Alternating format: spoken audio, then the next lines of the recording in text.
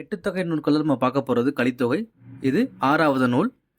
முழுக்க முழுக்க அகப்பொருள் சார்ந்த நூல் தான் இது. சிவனை கடவுள் வாழ்த்தா வச்சு 150 பாடல்களை ஏற்றிருக்காங்க. இதோட அடியெல்லை 11 அடி முதல் 80 அடி வரை விட்டுருக்கு. கலித்தொகையில் என்ன சிறப்புன்னா, மற்ற அகத்திணை சொல்லாத முக்கியமான கைக்கிளை மடலேறுதல் பெருந்திணை அப்படிங்கிறத சொல்கிறாங்க.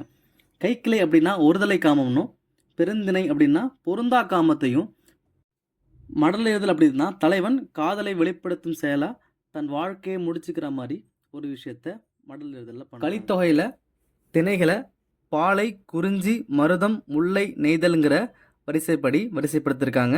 திணையில் தலைவனும் தலைவியும் பிரிதல் போக்கும் பெருங்கடுக்க சொல்லியிருக்காரு.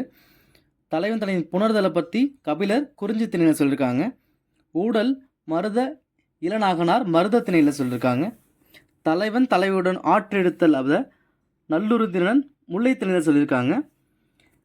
2 பேருக்குள்ள இறங்கிய போக்கு நல்லதுவன் நெய்தல் திணையில் சொல்லியிருக்காங்க.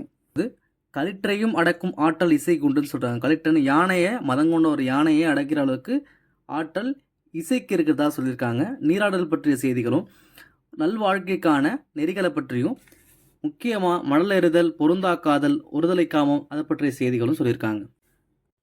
கூடல் மாநகர், வைகையாறு அது போன்ற பாண்டிய நாட்டு செய்திகளை அதிகமாக சொல்லியிருக்காங்க. பாரத கதைகளான அரக்கு மாளிகை தீப்பிடித்தல், பீமன் காப்பாற்றல், திரௌபதியின் கூந்தலை துச்சாதன் பற்றி இழுத்தல், பீமன் வஞ்சினம், துரியன் தொடை பீமன் முறித்தது, இது போன்ற பாரத கதைகளும் இதில் அடங்கியிருக்கு. திருமால், முருகன், கண்ணன், பலராமன் முதலிய கடவுள் பற்றியும் காமன் வழிபாடு பற்றியும் இதில் சொல்லியிருக்காங்க. முருகனின் படை வீடுகள் பற்றியும் சில குறிப்புகளும் இதில் இடம்பெற்றிருக்கு.